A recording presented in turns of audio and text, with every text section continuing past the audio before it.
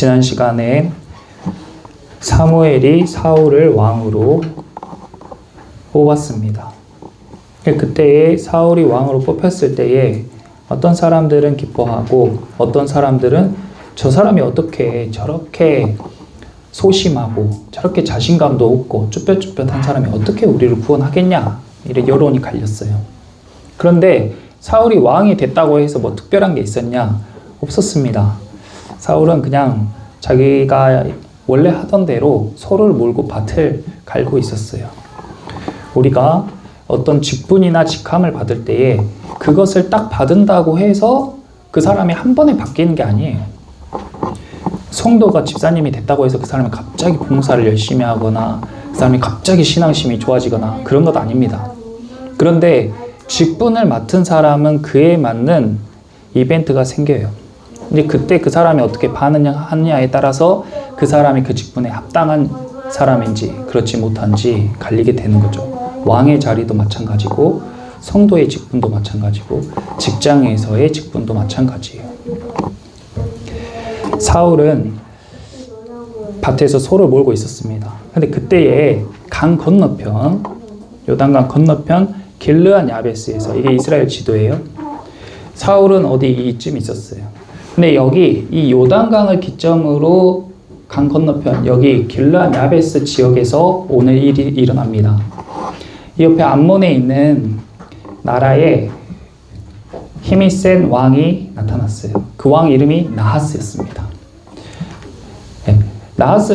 나하스라는 왕이 여기에 나하스라는 왕이 이렇게 일어났는데, 이 왕이 일어나니까 암몬이 힘이 세지고 병력들이 많아지게 된 거예요. 국력이 강해진 거예요. 나라가 당연히 힘이 세지면 그 힘이 팽창해서 주변국으로 뻗기 마련이죠. 그래서 길르앗 야베스가 이 암몬의 공격을 당하게 된 거예요.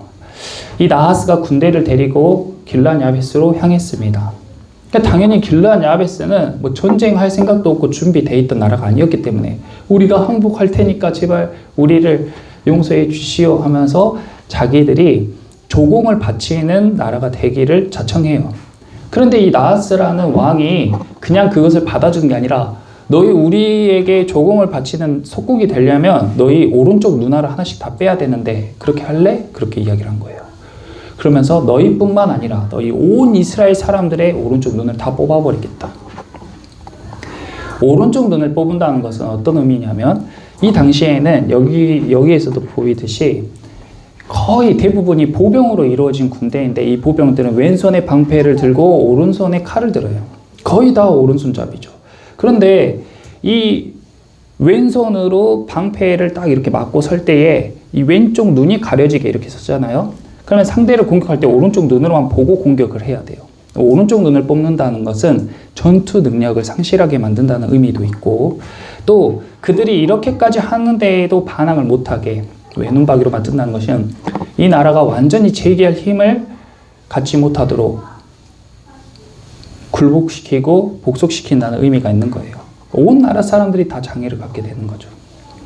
너무 끔찍하잖아요. 그래서 이 길르앗 야베스의 지도자가 우리한테 일주일만 시간을 좀 주라.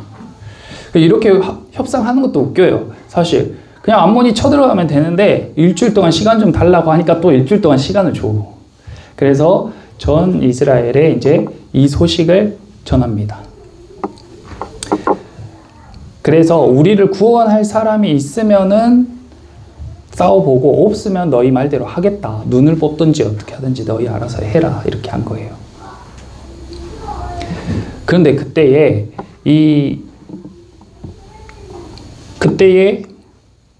소를 몰고 있던 사울이 이 백성들이 막 우는 소리를 듣고, 아니 도대체 이 백성들이 왜 이렇게 울고 있습니까? 하고 물으니까, 아니 이 암몬 사람들이 와가지고 그렇게 무자비하게 백성들을 괴롭히고, 아니 항복한다고 해도 안 받아주고 눈알을 다 뽑아버린다네? 이렇게 하니까 그 말을 들은 사울이 하나님의 영에 감동이 돼가지고, 하나님의 영에 감동이 돼가지고 일어나요. 거기 6절. 사울이 이 말을 들을 때에 하나님의 영에 크게 감동됨에 그의 노가 크게 일어나. 거기 하나님의 영에 크게 감동됨에 밑줄 그어보세요. 그리고 노가 크게 일어나도 밑줄 그어보세요.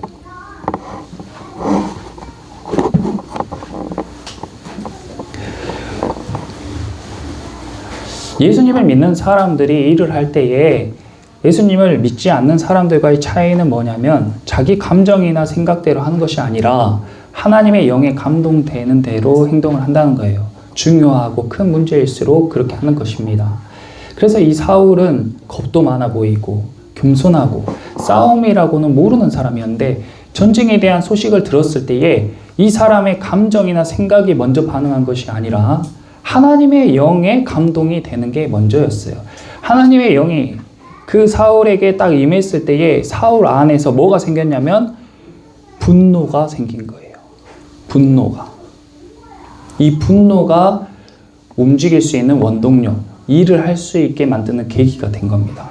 예수 믿는 사람은 맨날 헤헤 웃고 맨날 기분이 좋아야 돼요? 그것은 정서적으로 불균형한 사람이에요. 교회 다니고 하나님을 믿는 사람은 뭐 다 맨날 웃고 다 참아줘야 됩니까? 그런 것 아니에요.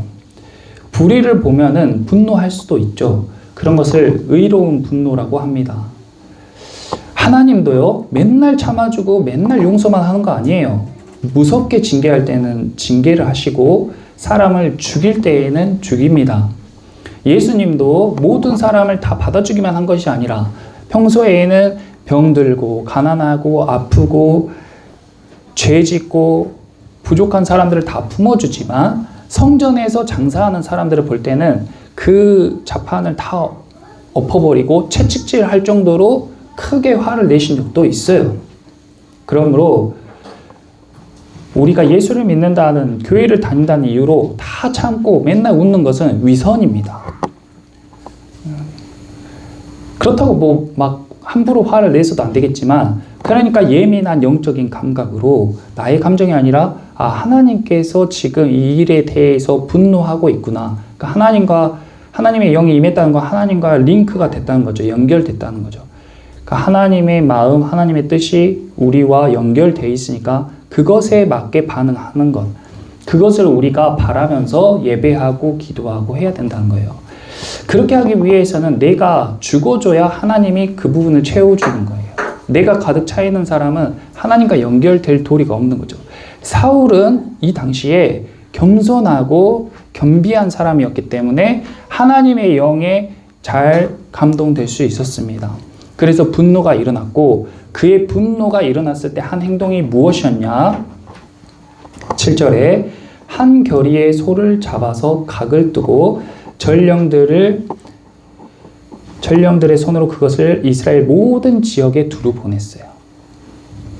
그러니까 자기가 지금 그 밭을 갈고 있던 소, 아마 2마리겠죠? 그 한 겨리가 뭐 몇 마리인지 모르겠는데, 그 한 겨리를 이렇게 밭을 갈고 있다가 이 소식을 듣자마자 한 행동이 그 소들을 바로 잡아서 각을 뜨고 이스라엘 온 전역으로 보내서 메시지를 보냈는데, 어떤 메시지를 보내냐면 너희가 지금 이 전쟁에 함께하지 않으면 너희 소가 다 이렇게 될 거야.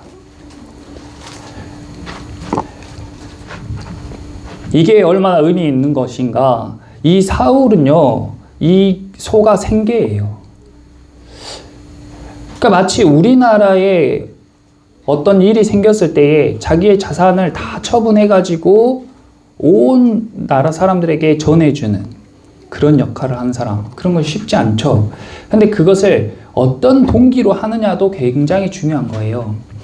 하나님의 영에 감동된 사울은 딱 떠오르는 대로, 그 분노에 따라 떠오르는 대로 그 자리에서 소를 각을 떠버리고, 이것은 자기 생계인데 그런 것들을 뒤돌아보지 않고 재지 않고 고민하지 않고 그대로 각을 떠서 전국으로 보냈어요. 전쟁에 이긴다고 해서 소가 다시 생기는 것 아닙니다. 전쟁에 이긴다고 해서 사울에게 뭔가 전리품이나 이득이 있을 거란 보장도 없어요. 그런 것들을 생각하지 않고 그냥 소를 각을 떠버린 거예요. 이 사람은 졸지에 자기가 하던 사업이 중단되고 자기 생계가 중단된 상황이에요. 그런데 하나님의 영에 감동된 사람은 그런 것들을 재고 일하는 게 아니라는 겁니다. 그런데 아주 똑같은 모양새인데 이 전쟁에서 이기면 나에게 뭔가 이득이 있을까 하고 소를 각을 떠서 보내는 그런 사람들은 전쟁이 끝나고도 크게 후회하거나 원망하겠죠. 그러니까 이 마음의 동기가 굉장히 중요한 거예요. 그리고 이 사울이 보내는 메시지를 보세요. 이 이스라엘 사람들은 길르앗 야베스가 겪는 그런 고통에 공감하지 않았어요. 왜냐하면 강 건너편이었거든요. 이 요단강을 기점으로 여기 있는 사람들만 교류를 하지 여기는 자기들이랑 거의 다른 나라처럼 지냈어요. 그러니까 교류가 없었던 거예요.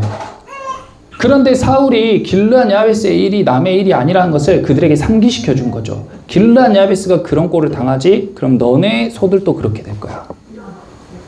그러니까 사울의 메시지를 그 하나님의 영에 감동된 사람의 그 메시지를 듣는 그 사람들도 똑같이 감동이 되는 거죠. 그래가지고 이스라엘 전역에서 사울이 메시지를 던지니까 이스라엘 전역에서 사람들이 일어납니다. 그리고 이 백성들이 다 모이기 시작해요. 이 백성이 30만 명. 엄청난 군대죠. 이스라엘 백성들을 계수했을 때에 약 200에서 300만입니다. 이스라엘 전체 인구가. 근데 그 중에 30만이면 10분의 1이에요. 젊은 사람들은 그냥 다 나왔다고 보면 돼요. 어떻게 이 사람의 그냥 밭을 갈던 사람의 메시지인데 이 말을 듣고 30만 명이 싸우러 모이냐고요. 이게 하나님께서 하나님의 영에 감동된 사람이 하는 일, 그리고 하나님께서 하시는 일이에요. 그래서 이 사람이 사울이 이 병력을 데리고 길르앗 야베스로 갑니다. 그리고 길르앗 야베스 사람들에게 전해요. 내일 너희가 구원을 받을 거다. 이것이 복음이죠. 내일 너희가 구원을 받을 거야. 길르앗 사람들은 사실 이것을 긴가민가 할 수도 있어요. 그런데 그 메시지를 들었을 때에 이 길르앗 야베스 사람들이 암몬 사람들에게 10절 야베스 사람들이 이에 이르되 우리가 내일 너희에게로 나아가리니 너희 생각에 좋을 대로 우리에게 다 행하라. 그러니까 사울에게 완전히 정권을 맡기고 길르앗 야베스 사람들도 함께 하게 된 거죠. 그리고 그 다음날 사울이 백성들을 3대로 나누고 새벽에 적진으로 쳐들어가가지고 한 방에 암몬 사람들을 다 쳐가지고 둘도 남자가 없게 다 터지도록 만들어버립니다. 큰 문제였어요. 길르앗 야베스는 암몬에게 점령을 당할 뿐만 아니라 눈알이 한쪽씩 다 뽑힐 위기였어요. 남녀노소 불구하고. 그리고 그 위험은 이제 이스라엘의 위험이 될 차례였습니다. 그런데 사울이라는 사람, 한 사람이 하나님의 영에 감동돼서 일어나니까 역전되는 이런 상황을 보세요. 우리 교회도 마찬가지죠. 교회에는 목회자에게 그런 기대를 많이 하고 목회자들이 그런 일을 많이 하지만 꼭 목회자만 그런 거 아닙니다. 성도가 한 명 일어나서 하나님의 영에 감동되잖아요. 교회가 바뀌는 거예요. 위기에 있던 교회가 부흥하는 교회로 바뀌는 거예요. 가정에서요.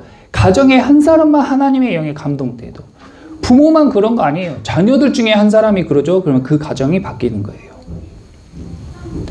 불화가 있던 가정이 화목해지는 거예요. 우울한 가정이 해피해지는 거예요. 직장에서 한 사람만 하나님의 영에 감동돼도 직장이 바뀌는 거예요. 다들 일을 미루고 회사는 어떻게 되든 말든 나만 생각하던 그런 회사가 한 사람이 하나님의 영에 감동돼서 일하게 되면 온 직원들이 회사를 위해서 열심히 일하고 회사가 반전되는 그런 일이 일어나게 되는 것입니다. 그래서 사울이 이제 이 암몬을 다 이렇게 물리치니까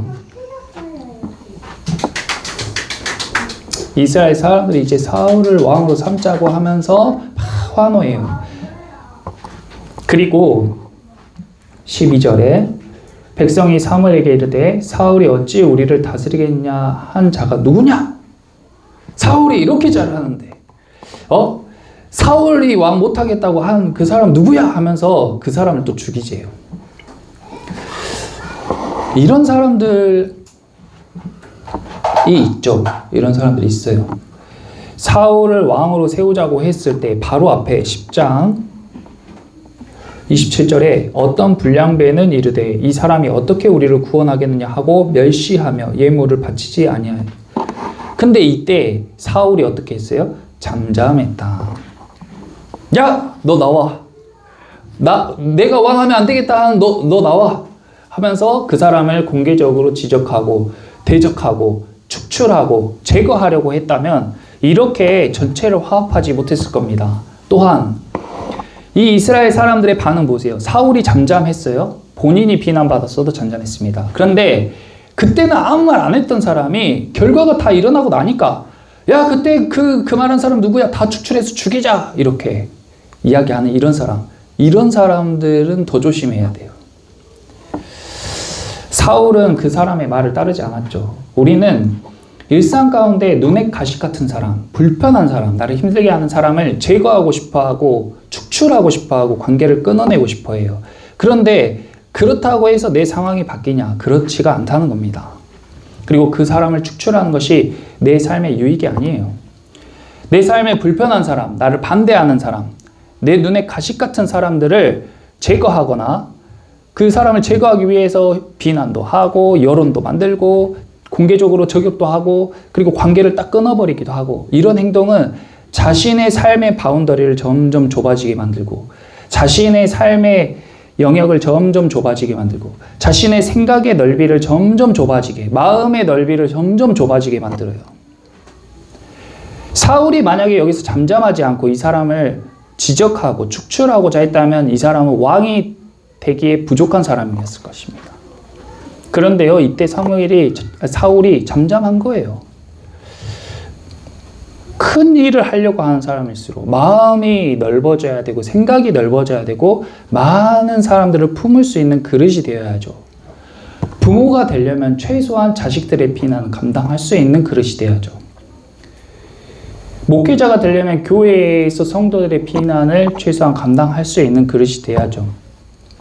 대통령이 되려면 국민들의 비난을 감당할 수 있는 그릇이 돼야 그것을 잘 감당하는 것입니다. 회사의 CEO는 회사 직원들의 그런 비난과 비판을 받아들일 수 있는 사람이라야지 그것을 잘 운영할 수가 있는 거예요.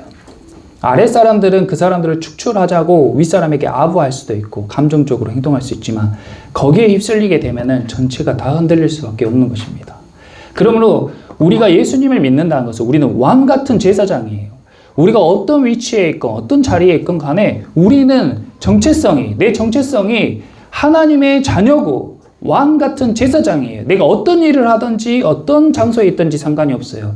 그러면 우리는 어떤 일을 하든지 어떤 상황에 놓였든지 간에 내 생각과 마음은 왕과 같이 넓은 마음, 넓은 생각, 하나님의 마음, 하나님의 생각을 품어야 될 줄 믿습니다.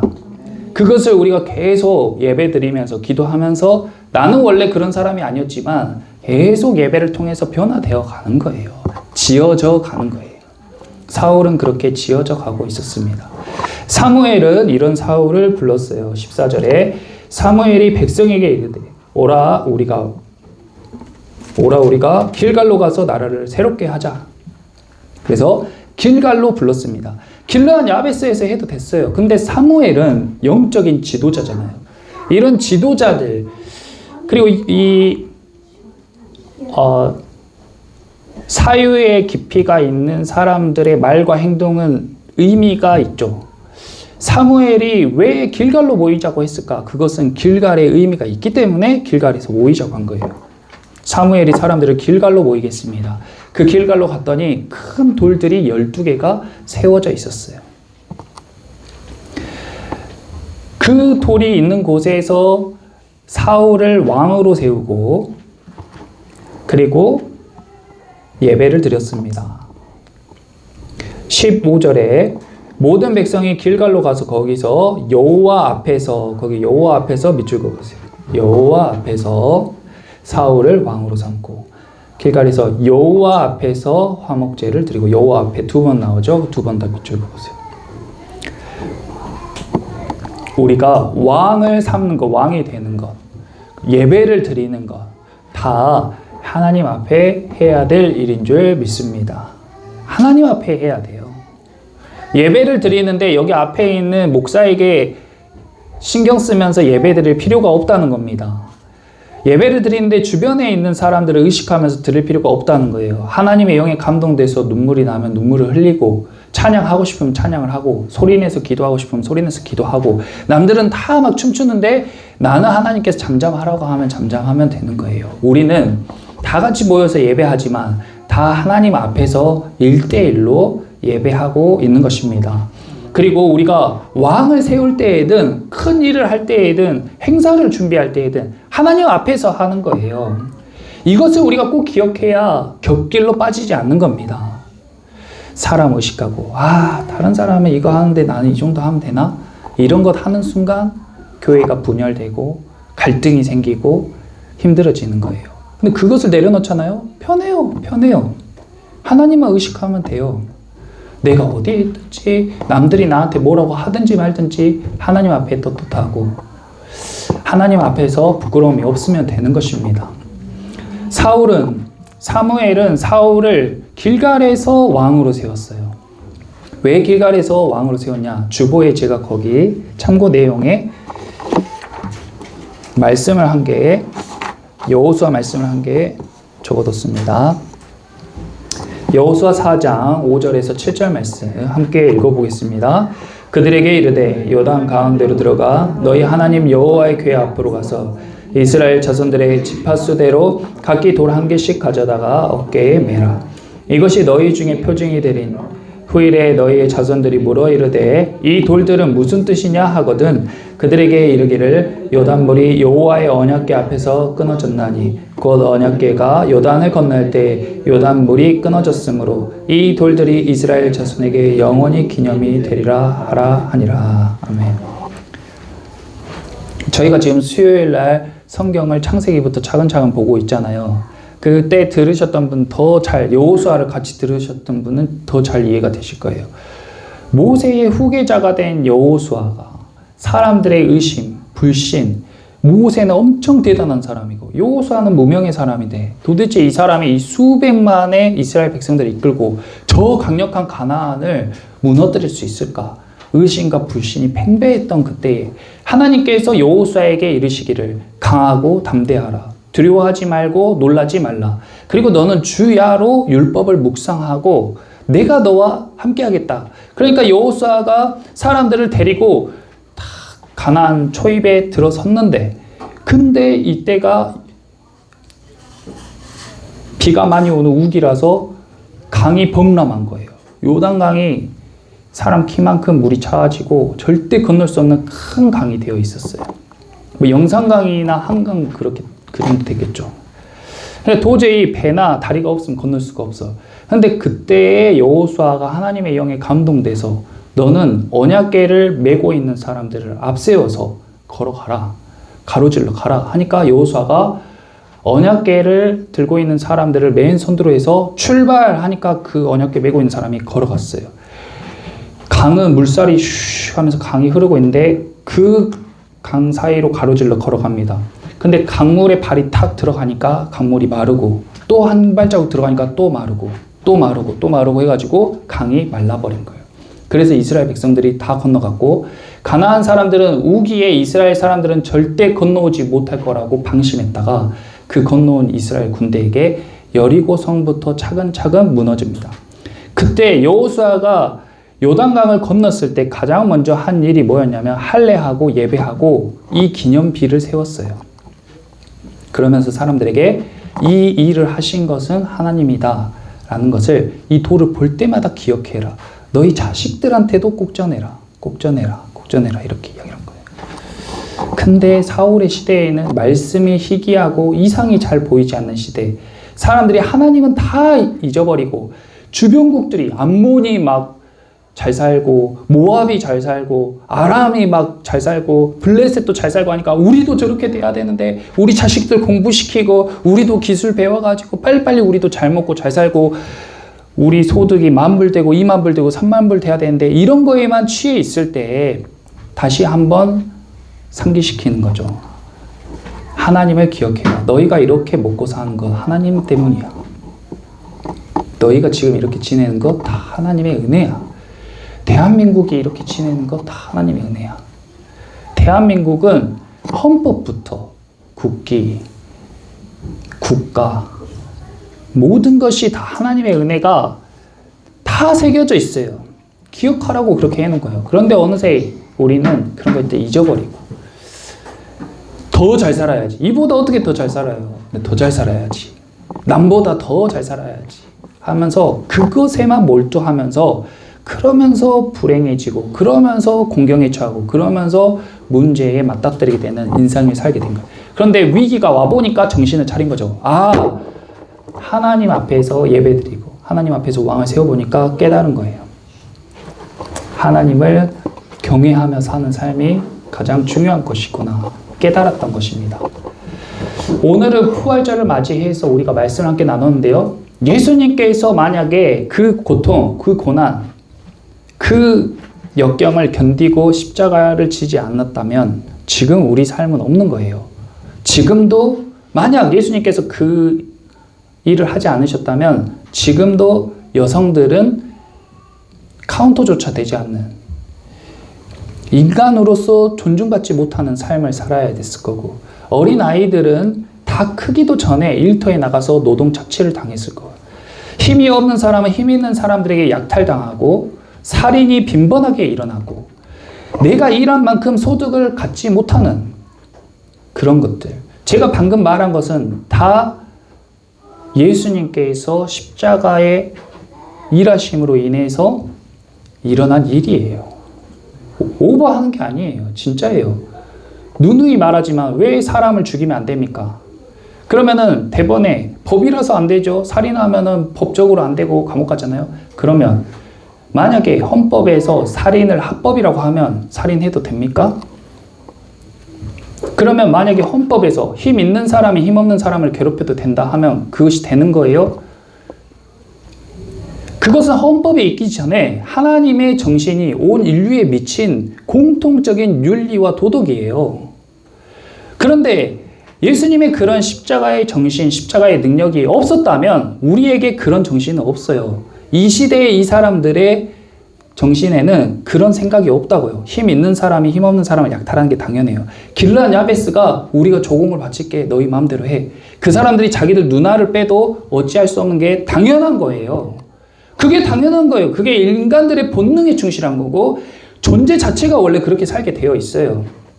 그런데 하나님의 은혜로 우리가 약한 사람이 보호받고 남자와 여자가 평등하고 자녀들이 성장할 수 있을 때까지 보호받을 수 있는 권리, 그런 은혜는 다 주님의 은혜로 우리가 얻게 된 것임을 기억하시기를 축복합니다. 인간은 그 원리에 의해서 삶이 세워져야 돼요. 안 그러면 혼란스럽고 혼돈하고 문제를 해결할 수 있는 능력이 없습니다. 사울도 이때까지는 너무 좋은 왕이었어요. 근데 나중에 이것을 잃어버리고 난 이후에 그의 마지막이 좋지 못했던 것이죠.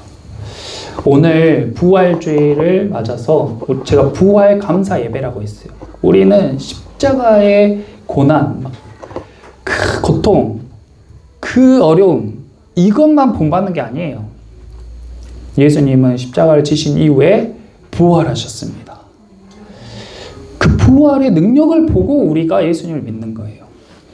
예수님은 잠깐 고통당하셨죠. 물론 그것은 끔찍한 고통이에요. 하지만 그 고통 이후에 있는 부활의 능력이 있었어요. 온 인류를 회복시키고 자기 사람들을 살리는 그 생명을 전할 수 있는 그 능력이 십자가 뒤에 온 부활의 능력이었습니다. 주사 맞는 거 너무 아프잖아요. 하지만 그 잠깐의 고통이에요. 주사 맞은 이후에 몸이 회복되고 감기가 낫는 것은 부활의 능력과 같은 거예요. 우리가 문제가 생겼어요. 문제가 있을 때 기도하고 예배하고 그 문제를 돌파하는 것은 고통스럽죠. 하지만 예수님의 십자가 정신으로 그 문제를 돌파했을 때에 그 뒤에 부활의 능력을 경험하게 되는 거예요. 삶을 살 때에 인간의 지혜와 정신으로 살아가면은 그 굴레를 벗어나지 못합니다. 어떻게 이스라엘 백성들이 암몬을 이기고 나중에 모압과 아람과 자기들이 부러워했던 그 나라들을 다윗이 왕이 됐을 때 다 정복하고 제국이 돼요. 어떻게 그런 일이 일어날 수가 있겠어요? 어떻게 여러분들의 삶이 극적인 반전이 있겠어요? 어떻게 우리가 가난을 극복하고 부유해지고, 어떻게 우리가 약함을 극복해서 강해지고, 어떻게 우리가 무지한 것을 극복해서 지혜로워지겠어요? 인간의 방법과 순리로는 그것을 할 수가 없다는 것입니다. 두렵고 떨리고 미련해 보이고 아닌 것 같지만 십자가로 걸어가야 돼요. 우리 각자의 십자가를 지고 거기를 통과해야 부활의 능력을 경험하는 것입니다.